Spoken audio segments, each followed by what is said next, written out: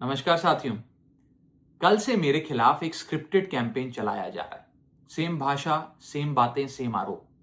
ये कोई कोइंसिडेंस नहीं है, बल्कि एक कोऑर्डिनेटेड अटैक है। पहले मैंने सोचा कि मुझे इसका जवाब नहीं देना चाहिए। फिर लगा कि कहीं एक झूठ को 100 बार बोला जाए तो कुछ लोग मान ना लें। इसलिए मैंने सोचा कि जवाब दूं।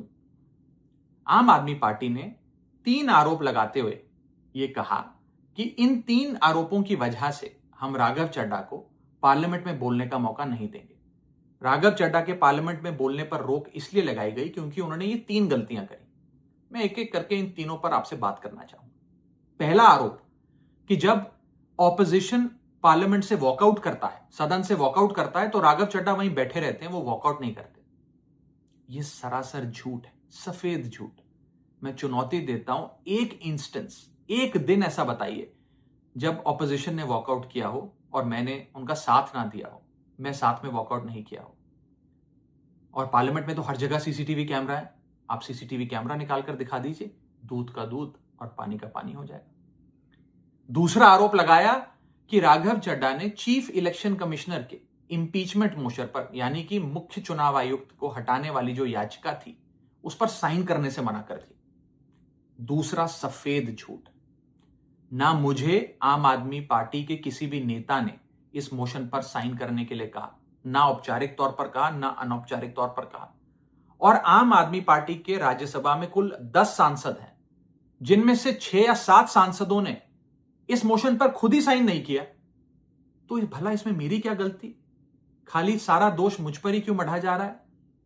और इस मोशन के लिए राज्यसभा में कुल 50 सिग्नेचर चाहिए होते हैं, यानी कि 105 विपक्षी सांसदों में से मात्र 50 सिग्नेचर से ये याचिका पूरी हो जाती।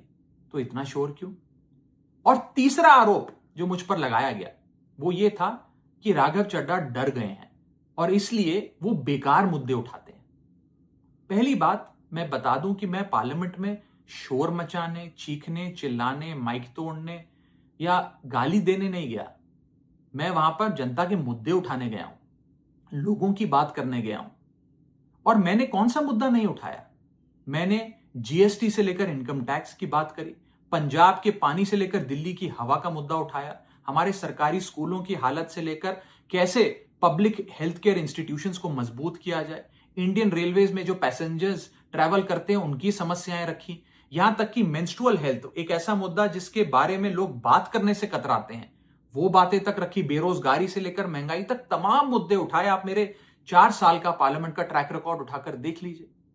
और मैं पार्लियामेंट में इंपैक्ट क्रिएट करने गया हूं, मैं पार्लियामेंट में रकस क्रिएट करने नहीं गया।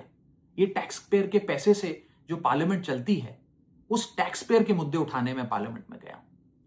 अंत में मैं बस इतना कहना चाहता हूं कि जो लोग आज मुझ पर आरोप लगा रहे हैं, झूठे झूठे आरोप लगा रहे हैं, कि हर झूठ को बेनकाब किया जाएगा और हर सवाल का जवाब दिया जाएगा, क्योंकि मैं घायल हूं, इसीलिए घातक हूं। जय हिंद।